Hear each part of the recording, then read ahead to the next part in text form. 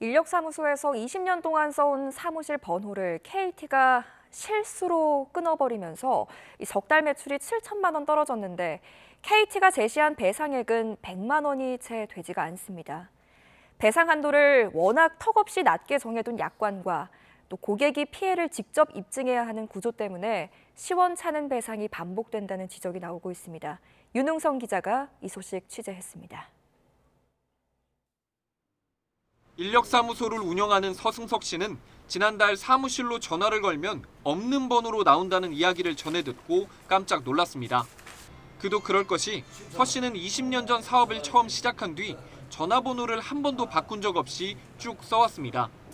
알고 보니 지난해 9월 인터넷과 TV를 해지할 때 KT 측 실수로 사무실 전화까지 끊긴 것으로 드러났습니다. 사무실 전화를 휴대전화로 착신 전환해 둔 탓에 유선 전화가 울리지 않아도 아무런 의심 없이 9달을 보낸 겁니다. 사업을 누가 접었느냐, 왜 사무실 전화번호 없는 번호로 나오느냐.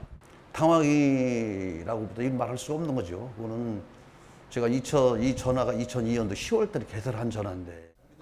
서 씨는 인력사무소엔 사람을 급히 보내달라고 요청하는 전화가 많이 온다고 말합니다. 전화 연결이 안 되면 곧바로 다른 업체를 찾기 마련이라 사무실 전화가 먹통이 되는 건 매출에 치명적이라고 주장합니다. 저희 같은 업종들은 꾸준하게 거래를 하고 인력이 이제 알선이 많이 되는데 유독 저희 업체 사무실에 그 인력이 좀 주문이 줄어드는 느낌이 온 거예요. 설마 이런 불상사가 있었다는 것은 제가 상상을 못 해본 것입니다. 실제로 전화 회선이 해지된 시점을 전후로 석 달을 비교한 결과 전화번호가 없어지자 전화번호가 있을 때보다 매출이 7천만 원 곤두박질 쳤습니다. KT 측은 과실을 인정하면서도 전화가 끊긴 9개월 동안 한 달에 10만 원씩 모두 90만 원을 배상하겠다고 제안했습니다. 그러나 서 씨는 받아들일 수 없다는 입장인데 KT가 이렇게 배상에 인색할 수 있는 건 시내전화 서비스 이용이 3시간 넘게 끊기면 장애가 발생한 시간 이용료의 최대 6배까지 물어주도록 규정한 약관 때문이라는 지적이 나옵니다. 게다가 통신장애에 따른 영업손실을 돌려받으려면 통신사가 고객의 손해를 알았거나 알 수 있었다는 걸 피해자 스스로 입증해야 해서 문턱이 더 높습니다. 얼마만큼의 손해가 발생할지를 이 가해자, 즉 과실이 있는 KT 측에서 알고 있어야 된다는 거거든요. 그 입증 책임을 통신사 측에다가 돌리거나 하는 그런 취지의 법령 개정 작업이 필요하지 않을까.